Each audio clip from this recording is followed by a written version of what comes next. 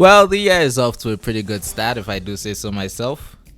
And boy, I get the feeling that this is definitely going to be the queer baiting anime of the season. Not necessarily on purpose, but because the very premise in and of itself is totally going to encourage all of Twitter to believe the two male leads are gay. Will they end up in a relationship at the end? I couldn't tell you, but honestly from my experience, I wouldn't bet money on it. Buddy Daddies is the latest in the growing subgenre that is people we in real life probably wouldn't let children within 20 feet of attempting to raise children.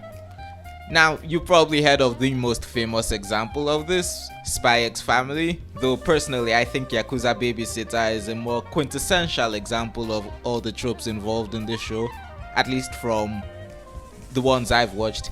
Anyway, we follow a pair of hitmen of questionable but mostly directed upwards moral character. After all, their targets seem to mostly be people like smugglers and human traffickers.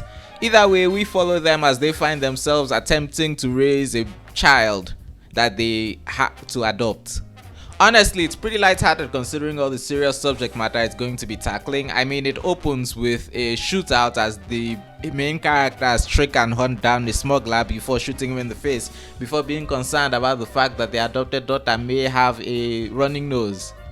Oh yeah, it also opens with a time skip where we see what's essentially the current status quo before we go back to figuring out how on Christmas these two men found themselves needing to adopt a child.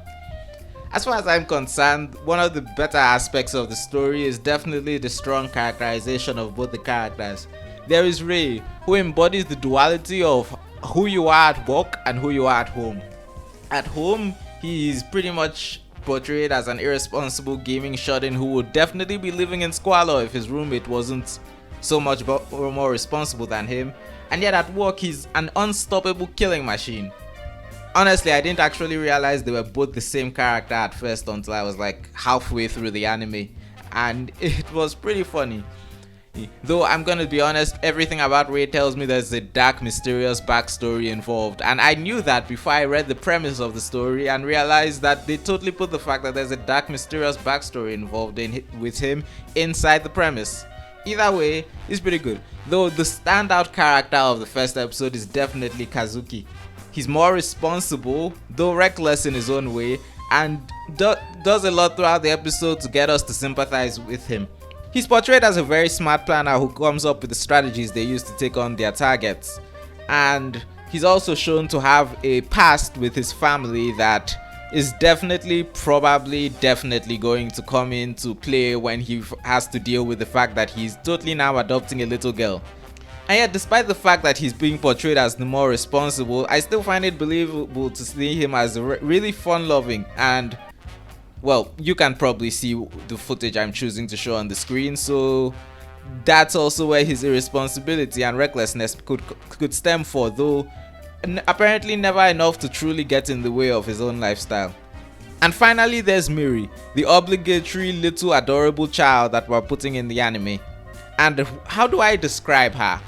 How about this? Fucking adorable. The scenes where she's running around just really tug at your heartstrings because she looks and sounds really adorable as she's trying really hard to look for her father. She's definitely the least characterized of the three main characters, but she doesn't kill people, so the audience isn't really in need of characterization to help them sympathize with her and look past all the murder. She's just an adorable little girl who seems to have run from home in the hopes of finding her father.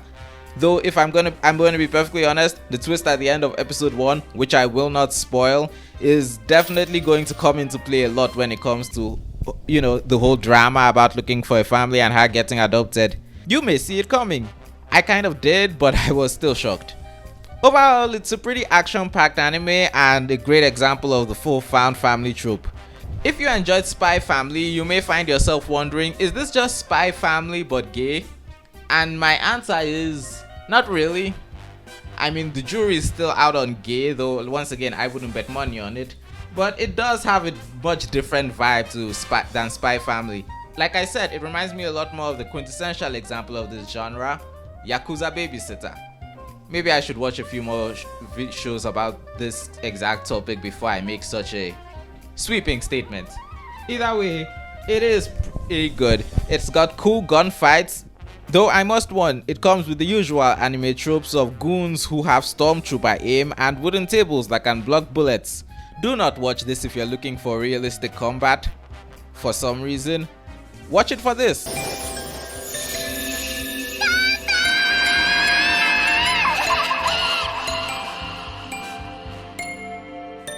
Yeah, that's the good stuff. Overall, the anime looks pretty good.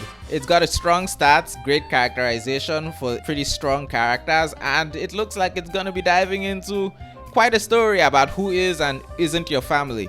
Though at time of recording, only the first episode is out, so I can't really tell you too much about it. I can only say that if what you've heard so far makes you want to check it out, you really should.